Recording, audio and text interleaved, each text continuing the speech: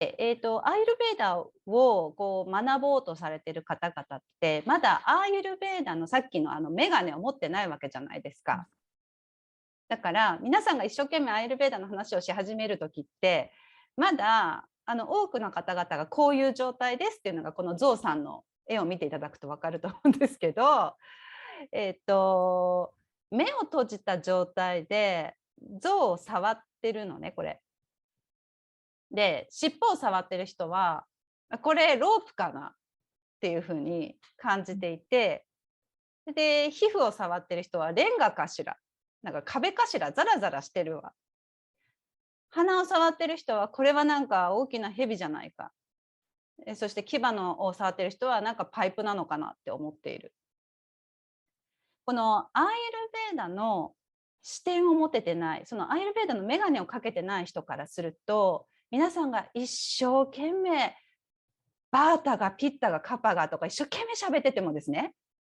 要はこういう状態になってるってことです。こういう状態になっちゃうんですよ。だからまずその準備を整えなきゃいけないというのと、多くの人たちがこの要は目隠してる状態っていうか、隠してないまでもちゃんとした正しい眼鏡をかけてないので、正しく見えてはいないのだという、この前提で生徒さんやお客様に向き合っていただきたいんです。その現代的な私たちの目で、普通にアーユルヴェーダの勉強しようと思っても、どうしてもこういう増産状態になりやすいっていうか、象なのに象と認識できない状態で一生懸命、そのバータって何ですか、体質って何ですかっていうふうになっていきやすいということです。こう正しいね、その世界観、をですね、まず伝える皆さんがしっかり認識していただきたいと思っています。で、まず皆さんがその眼鏡を持つ、目をしっかり持つこと。その上でですね、持ってない人たちにどういう言葉を使って、どういうふうに説明をしたら、その世界観を共有できるか。この作業に入っていけるわけです。はい。で、皆さんがね、アイルベーダお伝えになりたい人たちがいます。そしてそのアーユルヴェーダを伝えることで誰かの助けになりたいときっと思ってらっしゃると思います。それを実現されるきっちり実現するために必要なのはこういうことですよね。まず相手が見ているものを理解しましょうということです。象の尻尾をロープと思っていないだろうかと。でそれをちゃんと理解できて初めて、それは象の尻尾なんですっていう説明をちゃんとできますよね。なのでちょっと触ってるだけだとわからないと思うんですけど、ちょっと目変えてみましょうかって言ってね、そうするとちょっと象の尻尾というものが見えてきませんかみたいなね感じで、まずその人が相手が見てるものを理解して、そしてアイルベーダの視点を開けていくようにします。ということは皆さんそれが見えてないとダメっていうことですよね。相手が何を見てるのかを見えてなきゃいけないし、そしてアーユルヴェーダの視点っていうものをどこで持てばいいのかっていうことを皆さんがその視点を持ってないとなかなかそれを開けられませんので、毎月その一番最初のクラスは哲学から入るんです。でそのトピック基本、アーユルヴェーダの基礎理論として、多くの方々が教えられているアーユルヴェーダの理論をまず正しい目っていうのを持つために、最初に哲学をやっていきます。ということで今日はこの苦しみの原因についての哲学的な学びを進めたいと思います。はい。ね、世の中にはさまざまな苦しみ、苦しみと痛みは大体セットになりますので、苦しみから始まってそれは痛みへと変わっていくわけですが、ありますよね。でこの苦しみを抱えている人たちの、ちょっとこう心の声というか、実際に声に出すかもしれないんだけど、何を思っているかって言ったら、とにかく一刻も早くこの苦しみから解放されたいわけですよ。だから皆さんのところに足を運ぶし、だからアーユルヴェーダを学びたいと、アーユルヴェーダのことをもっと知りたいと、そうやって来るわけですね。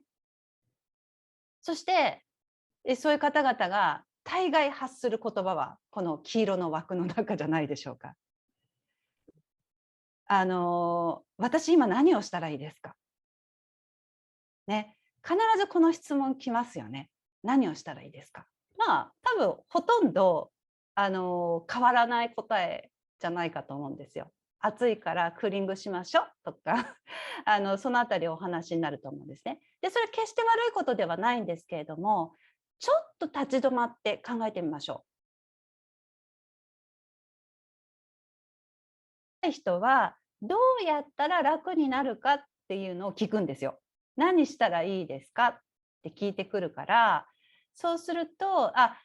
そうですね、胃が調子悪いんだったら、こうしたらいいよ、ああしたらいいよって私たち今まで学んだ知識みたいなのを総動員して、こうなんか教えてあげたりとかするわけですけれども、そう、やっぱりこうアイルベ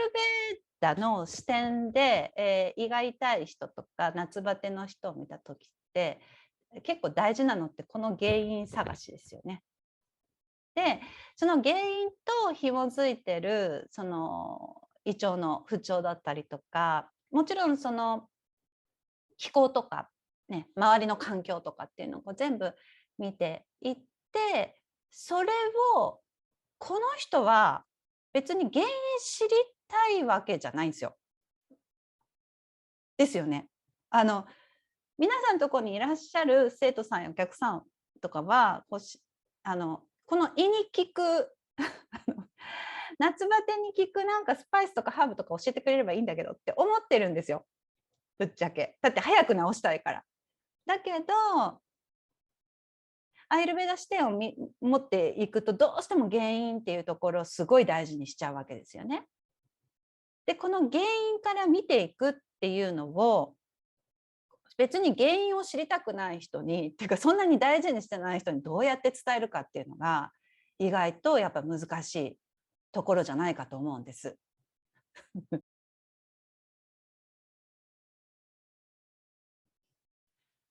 っと説明しますね。はい。ね、ラーガディローガン、サタターヌシャクタ、ナシェーシャカーヤ、プラスルタンナシェーシャン、アウツキャモーハラーティダン、ジャガーナヨーアープールバッバイディアやナモーストゥタスマイ。このですね、シュローカは、こうアーユルベーダの先生たちをこう敬うというかこうナマステする、そういうシュローカなんですよ。まずですね、ラーガーディという言葉が結構ポイントになってまして、ラーガっていうのはその人間がみんな持ってる欲望のことです。ラーガ。欲望という言葉を私使います。なぜなら人間は欲求と欲望っていうのがこうあって、欲求こう自然欲求みたいなものは満たさなきゃいけないんだけれども、欲望はそれをそればっかり満たしてると大変なことになるよっていうのがアイルベーダの教えなので、その欲望のことをラーガって言ってます。でラーガディっていうのはエトセトラって意味なんですけれども、ラーガーディって中に実は3つの心の状態というのが入っていて、それがその欲望とドベーシャというですね、憎しみとか嫌悪ですね、嫌だという気持ちですね。でそれからモーハというですね、妄想です。妄想。この3つです、ラーガーディ。でこの3つというのが実はですね、人間がこう人間たるものですね、この3つがですね紐づいちゃってるんだよというふうに言っていて、でこれについ振り回されてしまうことによって老眼、病気が起こるんだ。ラーガーディ老眼っていうのはもうそういう意味なんですね。この、ラーガーディですね。ラーガドベーシャモーハという心の性質。これがですね、引き金となって病気が現れる。そうすると、病気によって人々はさらに落ち着きをなくし、心配が起こり、不安が起こり、そしていろいろなもの、外側のものに惑わされ、自分自身に不満を抱くようになると。自分を信じられない状態。そして自分で自分がわからないっていうのは、こう自分自身を、こう誰かに見てもらいたいとかね、誰かにこういう評価してもらいたいみたいなっていうのは、こういう状態だっていうふうに考えています。で、これがさらにまた再びですね、病気の元になってたラーガーディとまたくっついてですね、非常にこう大変なことを起こすんだと言っているんです。ここに書いてありますね。病気が現れる以上の問題を引き起こすと。その体的な問題が起きるだけで、病気が起きるだけではなくって、社会的ななんかこう困難とか、経済的に問題が起こるとか、その人生にですね、いろいろな困難を起こすというふうに言っています。このアイルベーダ、ごめんなさい、アシュタンガフリダヤの最初のこのシュローカでは、こう言ってるんですね。このラーガ、ドベーシャ、モーハと病気が関わっているということをちゃんと認識して、そしてですね、それを完全に理解している、そういったですね、医者は本当に病気を取り除くことができる。こういったお医者さんたちに敬意を表しますっていうような、そういうシュローカなんですよ。なんかすごい深いですよね。はい。で、もう最初のシュローカでなんとなくお分かりかと思うんですけど、こう私たちがこう苦しくなる原因、病気になる原因、それは全てですね、この欲望、憎しみ、妄想、ここから始まるよっていうふうにアシュタンガフリダヤは最初から言い切っています。これがですので、すなわち苦しみの正体であり、苦しみの本質っていうのはこれだということですね。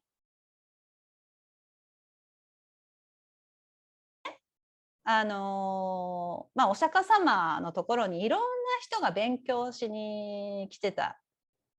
んですって。で、その中にはその国の偉い人とか権威者とかもお釈迦様の話を聞きに来てたそうなんですよ。